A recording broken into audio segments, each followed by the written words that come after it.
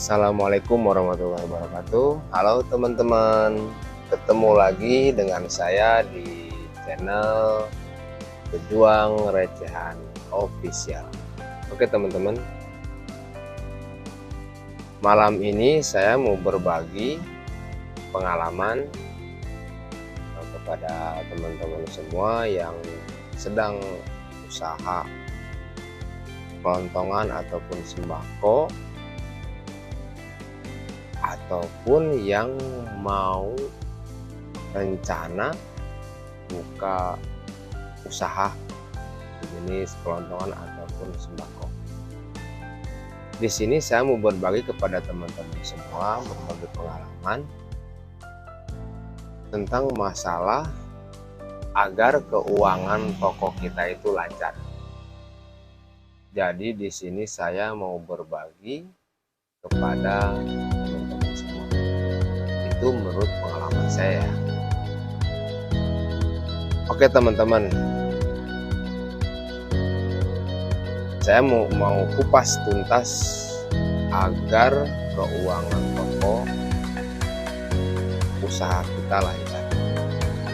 Pertama, teman-teman harus teliti dalam mengecek barang orderan.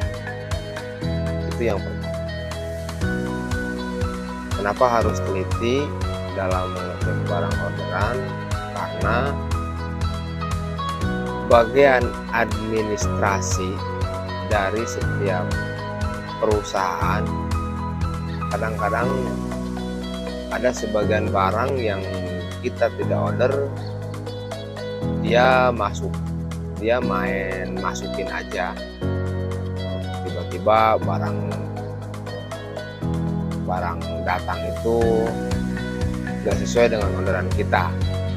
Misalkan kita ordernya 5 karton jadi 8 karton, ataupun dia menambahkan produk lain yang memang produk itu kurang laku di pasaran. Itu kita hati-hati. Karena kalau kita tidak hati-hati dalam masalah pengecekan ketika orderan kita datang, tiba-tiba kita terima, kita bayar, ataupun aturannya tempo dengan perusahaan, kita tanda tangan, dan bagian deliverynya itu dia udah pergi, paling nanti kita bisa komplain ke sales ya, ke sales. Itu masih bisa, sebenarnya itu masih bisa. Cuman kita kalau seandainya teliti, barang itu kita bisa tolak. Karena apa? Yang jadi permasalahannya, ketika barang yang kurang laku itu kita terima, terus kita jual, kita misalkan dikasih tempo sama perusahaan 1 minggu ataupun 2 minggu. Dalam jangka waktu 1 minggu ataupun 2 minggu, produk yang mereka tambahkan ke orderan kita, ke faktur kita tidak bisa menjualnya, ataupun produk itu nggak laku misalnya. Mau tidak mau, ketika faktur itu jatuh tempo, kita harus bayar.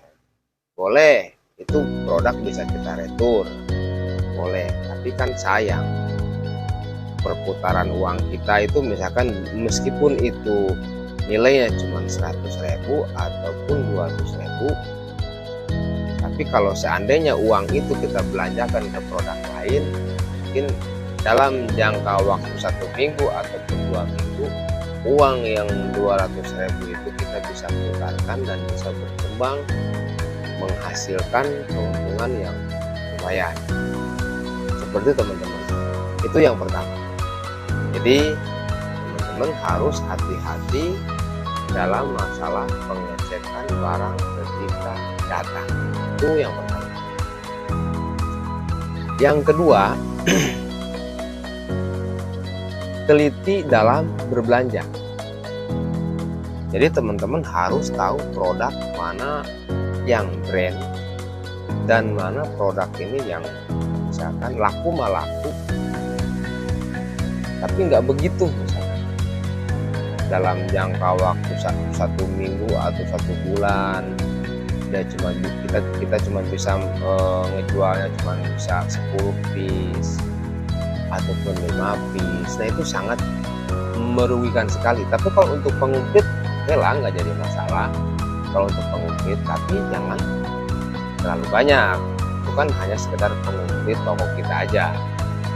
Tapi alangkah lebih baiknya produk yang kurang begitu laku dan kurang begitu banyak peminatnya di toko kita, kalau bisa itu dikurangi. Kalaupun mau mengumpitkan produk di toko kita boleh, tapi jangan banyak. Misalkan kebutuhannya itu 2 minggu tuh, misalkan kita pernah mencoba nih 2 minggu laku cuma 3 piece, ya kita ordernya 4 piece. Ya seperti itu aja. Disederhanakan aja cara belanja. Kenapa harus teliti dalam masalah belanja? Karena perputaran uang kita itu ada di produk, teman-teman. Jadi kalau seandainya kita menjual produk yang brand, 1 minggu habis misalkan 50, atau 2 minggu habis misalkan 150 piece, pokoknya laku lah, itu banyak banget yang mencari produk itu. Nah kalau misalkan teman-teman belanja misalkan belanja produk, misalkan kita dikasih sama perusahaan itu dikasih tempo 1 minggu misalkan. Coba kita belanja misalkan untuk stok 1 minggu, kita belanja produk yang brand ini misalkan 20 karton. Pas begitu jatuh tempo, produk yang kita belanja 20 karton itu habis. Berarti kan setiap hari produk yang kita jual itu perputarannya bagus, dan memang itu banyak yang dicari sama konsumen. Jadi kita cara menggunakannya uang itu, misalkan kita dikasih tempo 1 minggu, dalam 4 hari kita bisa menjual produk itu sekitar 10 karton. 10 karton misalkan satu kartonnya itu harganya 100.000 ataupun 50.000 satu karton.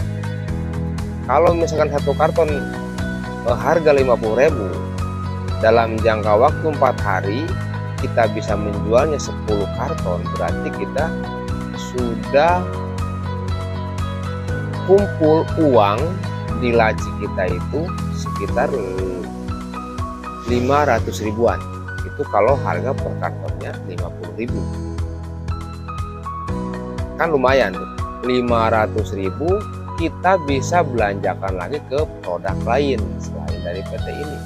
Karena memang toko sejenis toko kelontongan atau toko sembako, cara ngambil keuntungannya itu meskipun sedikit, 100 perak ataupun 200 perak, tapi dengan perputarannya uang setiap harinya itu kenceng, nah disitu kita akan mendapatkan keuntungan yang lumayan.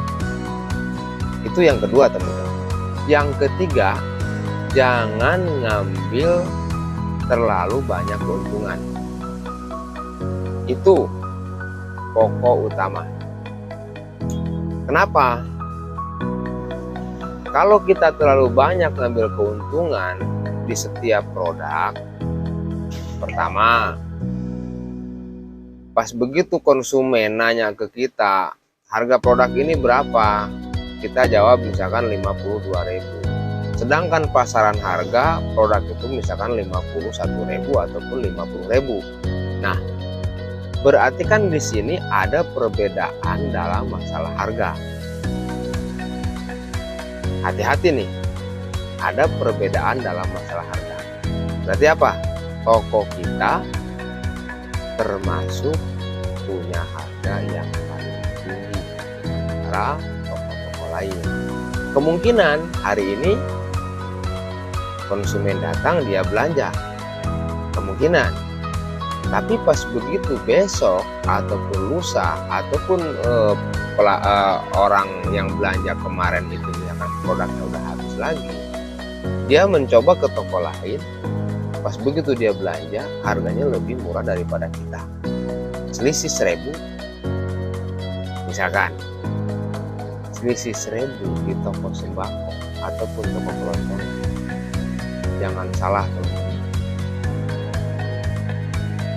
itu luar biasa pengaruhnya, luar biasa. Orang itu bisa gak bakalan balik lagi ke toko kita, padahal selisih 90.000. Tapi sih tergantung orangnya ya, tergantung si pembelinya. Kalau si pembelinya nggak pedulikan dalam masalah perbedaan harga, cuma 1.000 ini nggak peduli, yang penting dia punya barang, yang penting dia dapat barang misalnya, oke, nggak masalah. Ketika ada pembeli seperti itu, pasti dia balik lagi ke toko kita, dan memang itu sudah rezeki kita. Tapi ketika kita ketemu sama pembeli yang teliti, yang ngejeli dalam masalah harga, hati-hati teman-teman. Itu pengaruh sekali dalam masalah perbedaan harga, meskipun selisihnya 500 ataupun 1.000. Nah, jadi kenapa kita harus teliti dalam masalah penjualan? Jangan terlalu tinggi, jangan terlalu rendah. Karena kalau terlalu rendah pun kita harus mengukur dengan usaha kita. Usaha kita tuh kita punya karyawan. Terus kita misalkan tempat masih ngontrak. Kita tuh harus perhitungan lah dalam masalah ini. Harus perhitungan, sangat perhitungan sekali. Jadi kita harus bisa standar harga dengan toko-toko lain. Ya minimal kita itu sama lah harganya. Makanya kita harus teliti dalam masalah berbelanja. Nah, itu dia. Kalau misalkan harga jual kita sama dengan toko-toko lain, di toko sana misalkan harganya 50.000, di toko yang sebelah lagi misalkan 50.000, di toko kita pun juga 50.000. Jadi si pembeli ini dia gak bakalan istilahnya kemana-mana, kesana kemari harga dengan harga yang sama, pasti dia tetap ke kita, karena di toko lain pun juga sama tuh. Jadi seperti itu. Nah, kalau secara kok harga itu bisa beda ya, harga produk ini padahal ini satu distributor tapi harganya beda. Nah, ingat teman-teman, makanya kita usaha itu wajib perlu modal yang cukup maksimal. Karena apa? Karena persaingan usaha semacam kelontongan sembako ini sangat padat sekali persaingannya. Kenapa kita perlu modal banyak? Karena setiap kita belanja di situ kita tuh ada minimal dan maksimal. Kalau kita misalkan belanja ke PT, perusahaan, distributor,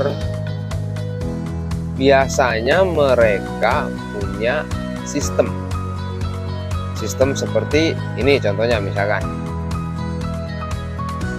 ada dia punya produk brand terkenal dan memang itu penjualannya bagus di pasarannya. Misalkan aturannya seperti ini sistemnya, belanja 10 karton dapat potongan 500 per piece, per karton. Kalau belanja misalkan 50 karton sampai 100 karton, maka kita dapat potongan misalkan 2.500 per karton. Nah, yang diperlukan sama kita itu berarti modal yang banyak. Kalau misalkan kita belanja 10 karton, berarti kita kalah sama toko yang belanjanya 50 karton karena mereka punya potongan 2.500. Kalau kita belanja 10 karton, kita cuma punya potongan 500 perak per dus. Misalkan kita kalah dalam masalah penjualan kartonan.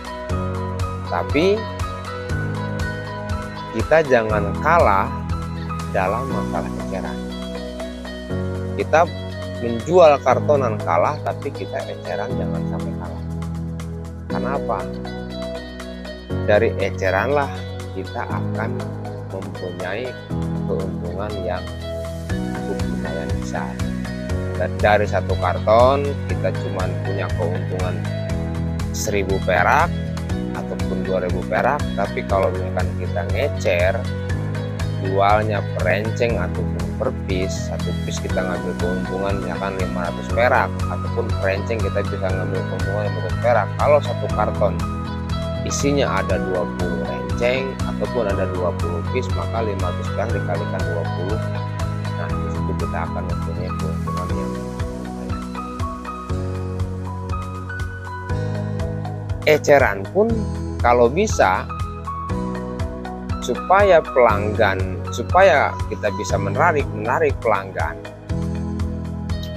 kayak semacam buat warung-warung lagi, kalau semacam semi grosir lah teman-teman, semi grosir lah, kita kasih harga potongan dari pengambilan 5 ke atas. Misalkan dari 1 sampai 4 harga eceran itu misalkan 3.000 per piece.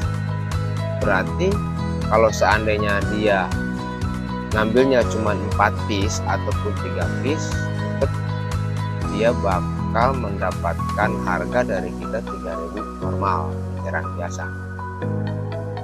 Berarti dia bisa jualnya sekitar 3.500 ataupun 4.000, ya terserah mereka lah ngambil keuntungan berapa. Tapi kalau misalkan kita kasih diskon nih, kita tawarkan kalau seandainya ngambil 5 renceng, ibu misalkan bapak atau ibu dapat potongan misalkan 500 perak, jadi harganya 2.500 per piece. Nah itu cukup memikat buat konsumen teman-teman, cukup memikat. Dan itu pun juga kita istilahnya tidak semua orang itu kebutuhannya banyak ya. Tidak semua orang yang belanja itu kebutuhannya banyak, yang niatnya dia cuma nambahin 2 renceng karena stok barangnya di rumah ada 3, di warungnya ada 3 renceng, cuma nambahnya 2 renceng. Ada juga misalkan dia pas kebetulan habis di warungnya misalkan semua, jadi dia belanja full sampai 5 renceng ataupun 6 renceng. Kita harus mengetahui juga konsumen belanja sama kita sampai istilahnya kita tahu warungnya di mana, orangnya di mana. Nah dari situ kita cara mengikatnya langganan kita itu, mau dia belanja 2 renceng, mau dia belanja 3 renceng, tetap kita kasih harga grosir karena memang tujuannya mereka itu untuk jualan lagi. Kalau untuk yang buat konsumsi sendiri, nah itu akan lebih menarik. Karena apa? Ya kan dia kebutuhannya misalkan buat konsumsi sendiri nih, belanja kopi, harga kopi itu misalkan 12.000 per renceng. Dia itu misalkan buat lagi ada kerjaan apa gimana, tiba-tiba dia beri 5 renceng. Dia nanya harga, ini harga berapa? 12.000. Saya mau ngambil 5 renceng. Kita kasih tahu teman-teman, Pak, ini Bapak karena pengambilan 5 renceng dapat potongan 500 perak, jadi harganya itu misalkan 11.500 per renceng. Pasti mereka konsumen yang buat pakai sendiri akan seneng teman-teman, karena ada potongan 2.500 dari pembelian 5 renceng. Seperti itulah kira-kira teman-teman pengalaman saya di usaha kelontongan dan sembako ini. Jadi semoga video saya ini bermanfaat bagi teman-teman semua. Semoga teman-teman semua disehatkan, dilancarkan usahanya. Yang mau usaha disegerakan usaha, yang sedang usaha lebih teliti lagi, lebih jeli lagi terhadap belanjaan, pengecekan barang, dan harga jual. Oke teman-teman, segitu aja dari saya, Pejuang Recehan Official. Terima kasih banyak. Assalamualaikum warahmatullahi wabarakatuh.